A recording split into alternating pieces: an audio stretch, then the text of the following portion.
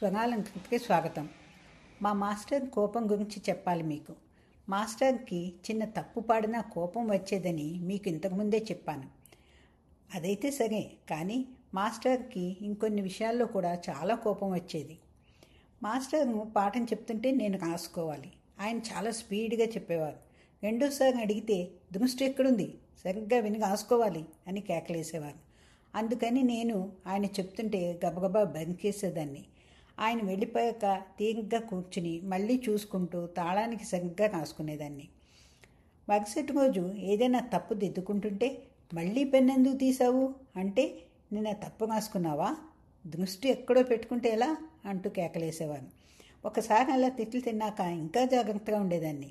రెండో రోజు ఏదైనా తప్పు కనపడినా పెన్ను తీయకుండా ఆ తప్పు గుర్తుపెట్టుకుని ఆయన వెళ్ళగానే వెంటనే ఆ తప్పు దిద్దుకునేదాన్ని. ఇలా మొత్తం నాకు 3 నోట్బుక్స్ ఉండేవి. మొదటిది బంకేసినది, రెండోది తప్పులు దిద్దుకున్నది, మూడోది నీట్గా తాళానికి సరిగ్గా రాసుకున్నది. ఇప్పటికీ నా దగ్గరున్న ఆ బంకేసిన పాఠం చూస్తుంటే నవ్వు వస్తుంది. కానీ అప్పుడు చాలా భయపడేదాన్ని. బాగా అలవాటు అయ్యాక అప్పుడు కొన్ని చోట్ల అనుమానం వచ్చి ఏమైనా అడిగితే మాస్టర్ను మళ్ళీ చెప్పేవారు. కానీ చెప్పే ముందు, మళ్ళీ అనుమానమా నీకు, జాగ్రత్తగా విను అని చెప్పి, సరిగ్గా రాసుకున్నావు కదా అంటూ అడిగేవారు.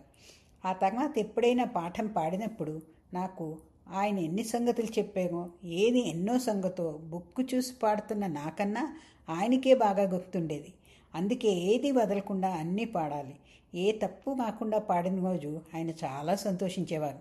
ఆయన చెప్పిన సంగతి అదే విధంగా అదే గమకంతో పాడుతుంటే నాతో పాటు ఆయన ఆ సంగతులకి మృదంగం మీద వేసే జతులు నోటితో వేస్తూ ఆనందపడేవారు.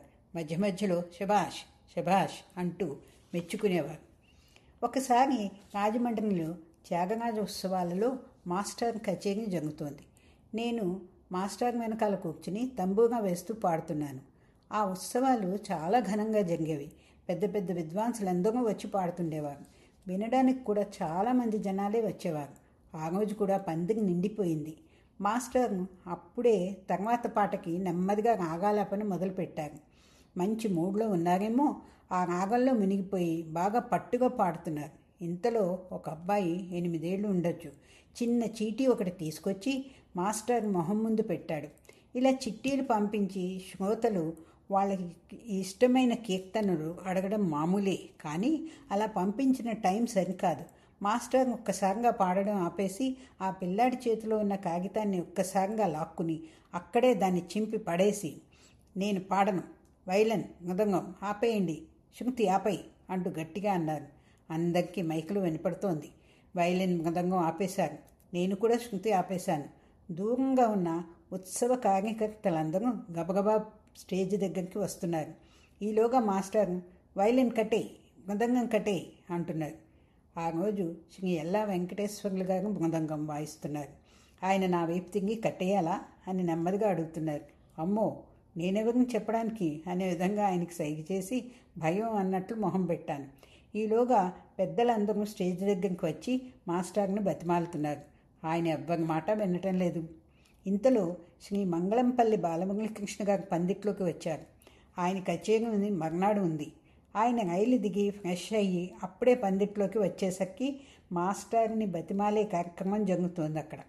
అప్పుడు ఆయన స్టేజ్ మీదకి వచ్చి మైక్లో, మా శర్మకి కొంచెం కోపం ఎక్కువ, సుబ్రహ్మణ్యేశ్వరుడు కదా మరి అని మాస్టర్ వైపు చూసి, శర్మ, నీ కచేరీ విందామని వచ్చాను, మరి నా కోసం పాడవా అంటూ ఆయన సముదాయించేసరికి మాస్టర్ మళ్ళీ కచేరీ మొదలుపెట్టి ఇంకొంచెం సేపు ఎక్కువగా పాడారు. మామూలుగానే ఆయన కచేరీ అంటే ఎంత తక్కువైనా 4 గంటలు ఉండేది. ఆ రోజు ఇంకొంచెం ఎక్కువ అన్నమాట.